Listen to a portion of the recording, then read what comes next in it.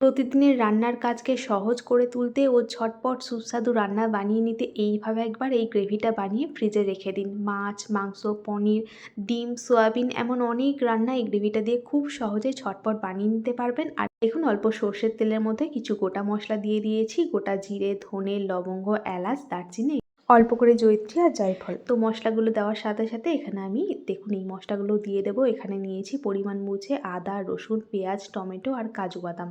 সাথে দিয়েছি কিছুটা পোস্ত 1 চামচ মতো। এখন এই মশলাগুলো কম আঁচে একটু নাড়াচাড়া করে ভেজে নিচ্ছি। সেই সঙ্গে দিয়ে দেবো মশলার পরিমাণ বুঝে কিছুটা লবণ। একদম কম আঁচে কিন্তু মশলাগুলো ভাজতে হবে, নাহলে মশলাগুলো পুড়ে যাবে। তো একটু নাড়াচাড়া করে নিয়ে আঁচ কমিয়ে ঢাকনা দিয়ে ঢেকে দিয়েছিলাম 2 মিনিট মতো। ততক্ষণে দেখুন মশলাগুলো বেশ নরম হয়ে গেছে। এই সময় কিছুটা জল দিয়ে আবারও গ্যাস কমিয়ে ঢাকনা দিয়ে ঢেকে দিলাম। এখন কিছুক্ষণ পর ঢাকনাটা খুলে নিলাম। জলটা শুকিয়ে গেছে আর মশলাগুলো দেখুন সুন্দরভাবে কিন্তু সেদ্ধ হয়ে গেছে। এই যে রসুন, তারপর কাজু বাদাম এগুলো সব সেদ্ধ হয়ে গেছে আর টমেটো, পেঁয়াজ এগুলো নরম হয়ে গেছে। এখন মশলাটা নামিয়ে পুরোপুরি ঠান্ডা করে মিক্সিতে মিহি করে পেস্ট করে নিয়েছি।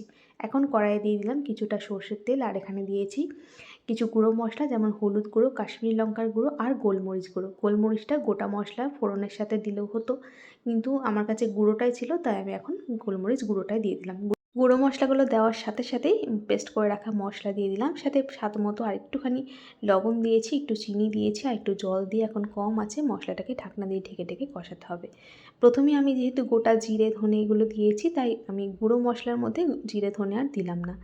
এখন এই মশলাটাকে কম আঁচে কষাতে হবে। একটুখানি জল দিয়ে দিয়ে ঢেকে ঢেকে রাখলাম। আর এইভাবে করে কিন্তু একটু ছিটবে, এই সময় একটু সাবধানে মশলাটাকে কষিয়ে নিতে হবে। অবশ্যই কম আঁচে কষাচ্ছি, নাহলে কড়াইয়ের তলা থেকে লেগে যাবে। তো দেখুন বেশ খানিকক্ষণ সময় নিয়ে ঢাকা চাপা দিয়ে দিয়ে মশলাটাকে সুন্দরভাবে কষিয়ে নিয়েছি। মশলা থেকে সুন্দর একটা সুগন্ধ বের হচ্ছে। আর আমি এর মধ্যে একটুখানি কাসুরি মেথিও দিয়েছিলাম, সেই ভিডিওটা আমি এর মধ্যে অ্যাড করতে ভুলে গেছি। আর এই যে দেখুন গ্রেভিটা একদম রেডি হয়ে গেছে। এটাকে এখন পুরোপুরি ঠান্ডা করে নিয়ে তারপর ডিপ ফ্রিজে রেখে দেবো। 5 থেকে 6 দিন কি 1 সপ্তাহ পর্যন্ত এই গ্রেভিটা আপনারা রান্নায় ব্যবহার করতে পারবেন। তো দেখুন আজকে আমি পনির রান্না করছি। এটা আসলে আমি বানিয়ে রাখলাম আমার মেয়ের জন্য। ওর জন্য এই পনির বা ডিম, আলুর দম এগুলো বানাতে হয়। তো এগুলোর জন্য আলাদা আলাদা করে রোজ গ্রেভি মশলা বানাতে হয়। তো ভাবলাম যে একবার এটা বানিয়ে রেখে দিই। এটা দিয়ে কিন্তু আর অনেক রকম রান্না করা যায়। তো দেখুন আমি এখন একটু পনির রান্না করছি। এই যে একটুখানি পনির আর ক্যাপসিকাম অল্প তেলের মধ্যে লবণ দিয়ে ভেজে রেখেছিলাম। তার মধ্যে একটু জলও দিয়ে রেখেছিলাম। গরম জল দিয়ে রাখলে পনিরটা বেশ সফট হয়ে যায়। আর পনিরটা বাড়িতে বানানো এমনিতেই সফট।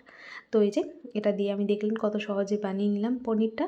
আর নামানোর আগে একটুখানি দিয়ে দিয়েছি বাটার। ব্যাস, গরম মশলা যেহেতু দেওয়া ছিল, তো তার জন্য আলাদা করে আর গরম মশলাটা দেওয়ার প্রয়োজন নেই। প্রয়োজন হলে লাস্টে নামানোর আগে ঘি বা বাটার যেটা পছন্দ, বা একটু কাসুরি মেথি আর একটু যে রান্নায় যেরকম মশলার প্রয়োজন সেই বুঝে লাস্টে দেওয়ার আগে দিয়ে নামিয়ে নিলেই হবে।